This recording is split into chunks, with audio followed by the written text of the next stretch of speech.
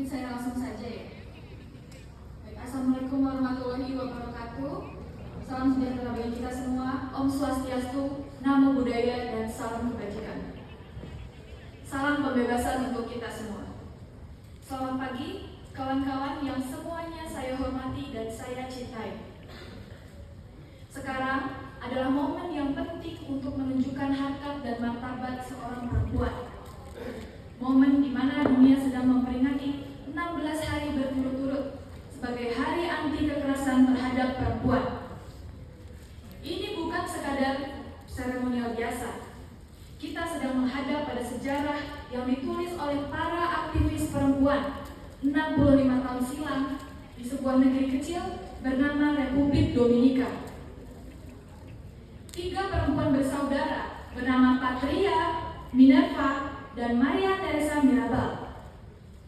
Kelak mereka dikenal sebagai Las Mariposas, atau dalam bahasa Indonesianya kupu-kupu. Keberanian mereka melawan kediktatoran berujung pada maut. Mereka kemudian dibunuh secara keji dan brutal oleh presidennya sendiri, seorang diktator bernama Rafael Trujillo. Perlawanan Mirabal bersaudara mengguncang rezim tirani, membuka jalan keruntuhan diktator, lalu menyulut gelombang keberanian di seluruh dunia.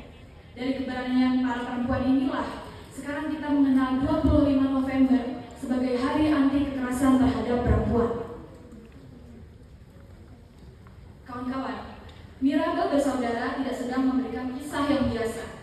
Mereka memberikan pesan yang tegas pada kita semua, bahwa ketika perempuan menantang kekuasaan, tidak ada kediktatoran yang abadi. Kawan-kawan semuanya, kita patut menaruh hormat sebesar-besarnya pada Las Mariposas. Untuk itu, mari sejenak kita mengenangnya dengan menghaturkan doa menurut keyakinan masing-masing. Berdoa dimulai.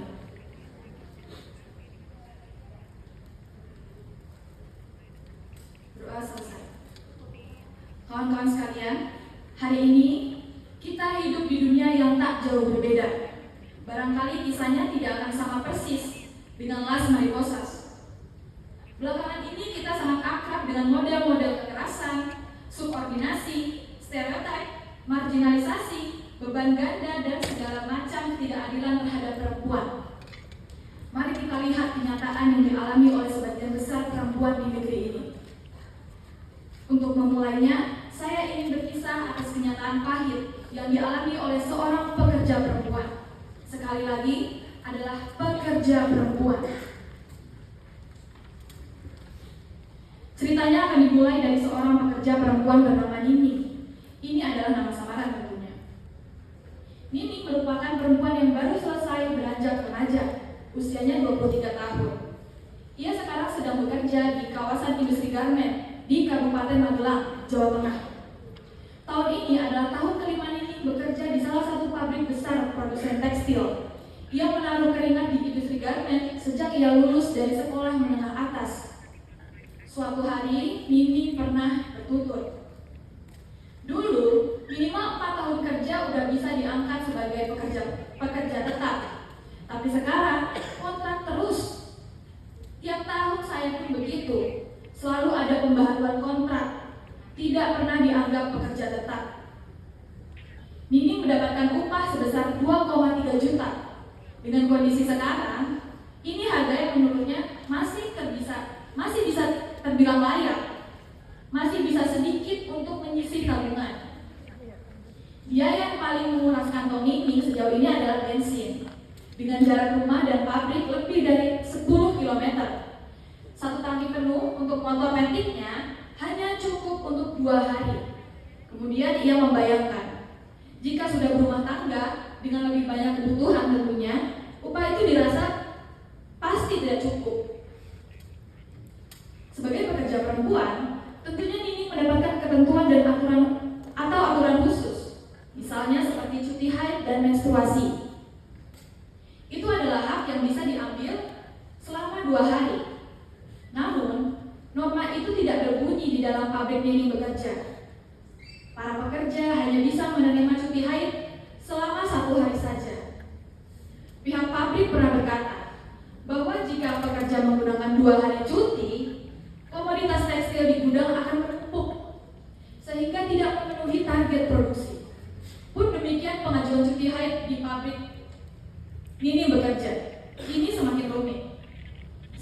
2023, pekerja perempuan yang hendak mengajukan cukup mengisi belangko cuti haid. Namun sekarang, pengajuan mesti disertai surat keterangan dokter. Itu pun dokter yang ditunjuk oleh pabrik sendiri. Dengan kebijakan pabrik yang seperti itu, tidak jarang Nining bekerja sambil menahan rasanya di pinggulnya. Belum lagi pekerja-pekerja perempuan lainnya yang senasib dengan Nining, menggunakan sistem kontrak. Konsep yang sama sekali tidak menguntungkan pekerja, khususnya bagi perempuan. Jika pekerja sedang hamil, mereka rentan diputus tengah jalan karena dianggap tidak produktif. Kebijakan upah minimum sebenarnya berlaku bagi pekerja dengan masa kerja 1 tahun atau kurang, sebagai upaya untuk menaikkan derajat hidup pekerja. Artinya, di atas usia kerja 1 tahun, pekerja pada dasarnya telah bisa mendapatkan upah di atas upah minimum. Faktanya, mayoritas pekerja senasib dengan ini. Tiap tahun kontraknya selalu diperbarui oleh perusahaan dan masa kerjanya dianggap mulai dari nol. Impian mendapatkan kenaikan upah jauh panggang dari api. Saya yakin kondisi seperti itu tidak hanya dialami oleh Nining. Komnas Perempuan tahun ini pernah menukil data bahwa 52% perempuan yang bekerja tidak mendapat cuti menstruasi. 23% tidak menerima upah penuh saat cuti kelahiran, serta sebagian lainnya pernah mengalami kekerasan berbasis gender. Kawan-kawan sekalian, sistem kerja yang menindas ini telah lama dilegitimasi oleh negara, baru kemudian diperparah sejak cipta kerja dilegalkan. Para pekerja, khususnya pekerja perempuan, diperas habis-habisan. Takdirnya menjadi seorang perempuan dengan tubuh yang mengharuskan istirahat ketika haid dan hamil tidak mendapatkan tempat pada logika kapital. Jangan lupa, para perempuan selain bekerja di pabrik, mereka juga dibebankan tanggung jawab domestik di rumah, mengurus isi dapur, memasak, merawat anak, dan membersihkan rumah. Di bawah sistem kapitalisme saat ini, kerja-kerja domestik lebih banyak dibebankan pada perempuan, dan itu semua tidak diubah. Padahal tanpa ada kerja-kerja perawatan domestik, proses akumulasi kapital tidak akan bisa berjalan dengan lancar. Dengan semua kerja reproduktif itulah memungkinkan pekerja untuk kembali bekerja di pabrik. Inilah yang menurut Vogel, seorang sosiolog dan teoretikus feminis, merupakan bentuk penindasan tersembunyi melalui eksploitasi tenaga kerja perempuan.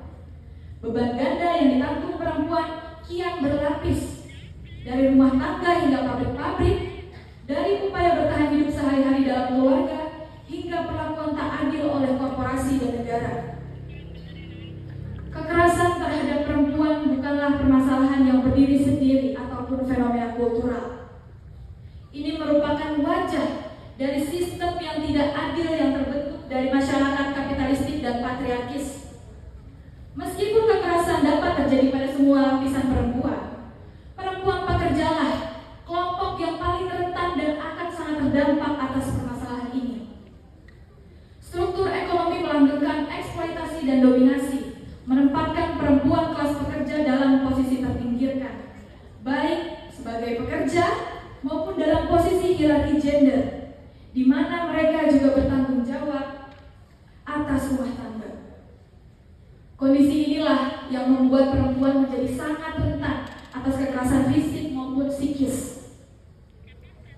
Meskipun pemerintah berulang kali mengklaim bahwa telah menetapkan kebijakan untuk memerangi kekerasan terhadap perempuan, nyatanya masih banyak terjadi kekerasan terhadap perempuan. Akar penyebab dari ketimpangan masih tertancap kuat. Pemerintah tidak berniat sedikit pun untuk memperbaiki kondisi kehidupan pekerja perempuan. Mereka terus menghadapi diskriminasi di tempat kerja, gaji yang rendah, pekerjaan yang tak dibayar, hingga seksualisasi dan pelecehan di tempat publik. Kebutuhan perempuan tidak dipertimbangkan dalam proses pengambilan keputusan, di mana partisipasi mereka juga dibatasi.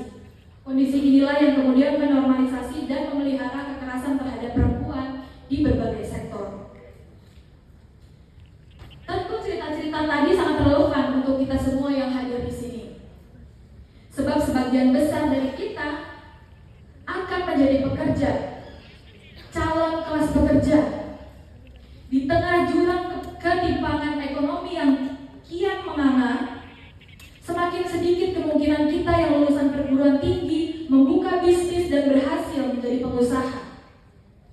Gejala rontoknya berbagai perusahaan rintisan atau startup lebih diakibatkan karena sulitnya mencari investor super kaya yang kini lebih selektif dalam memberikan pendanaan lantaran kebijakan penghematan. Sang perintis yang hanya punya modal kecil akan selalu kalah melawan pemodal besar. Data terakhir juga menyebutkan lulusan perguruan tinggi masih menghadapi tantangan dalam mendapatkan pekerjaan dan bahwa pendidikan tinggi tidak selalu menjamin peluang kerja yang instan. Di tengah angka penganggur yang berjumlah 7,28 juta jiwa, tidak sedikit pula yang telah lulus dari perguruan tinggi. Tampak begitu sulit membayangkan nasib pekerja perempuan dan nasib pekerja secara umum di tengah zaman krisis ekonomi politik yang semakin dalam seperti saat ini. Kawan-kawan sekalian, dari sini setidaknya kita dapat menarik beberapa pelajaran penting. Pertama, sebagaimana perjuangan Las Mariposas yang tak kenal kata menyerah, perempuan terbukti mampu melakukan perlawanan langsung tepat ke jantung pertahanan sistem patriarki yang direpresentasikan oleh rezim diktator militer Trujillo pada tahun 1960, melampaui cara-cara simbolis, kompromis, dan bahkan reformis.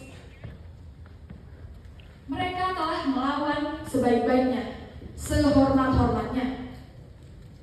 Kedua, lewat cerita pekerja perempuan bernama Nini, pekerja perempuan di Indonesia memiliki nasib yang jauh lebih buruk dibanding saudaranya di negara-negara kaya, di mana Indonesia juga mayoritas negara-negara miskin dan berkembang di belahan bumi selatan telah menjadi tulang punggung pemasok pekerja berupah murah. Sistem kerja yang tak memiliki kepastian kerja, atau dengan kata lain tak ada kepastian pula terhadap masa depan. Penindasan buruh perempuan di negara-negara ini berkubang di antara sistem patriarki dan imperialisme. Bagi gerakan perempuan di seluruh dunia, menjadi jelas bahwa patriarki selalu bekerja sama dengan kapitalisme, militerisme, dan kekuasaan otoriter. Kekerasan patriarkal tidak pernah netral. Ia menimpa perempuan buruh, perempuan miskin, perempuan adat, dan perempuan muda dengan cara paling keras. Dari Miraba bersaudara hingga Nining hari ini, perjuangan mengakhiri kekerasan terhadap perempuan berarti mengakhiri struktur kekuasaan yang menopangnya.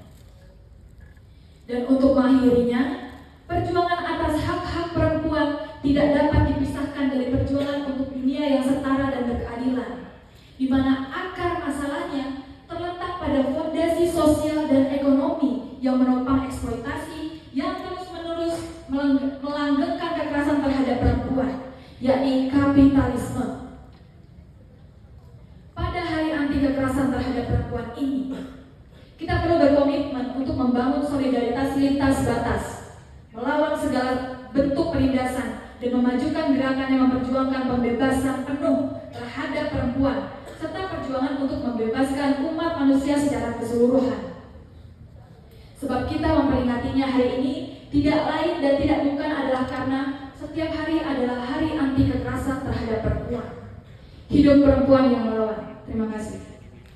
Wow, mari kita berikan tepuk tangan yang meriah.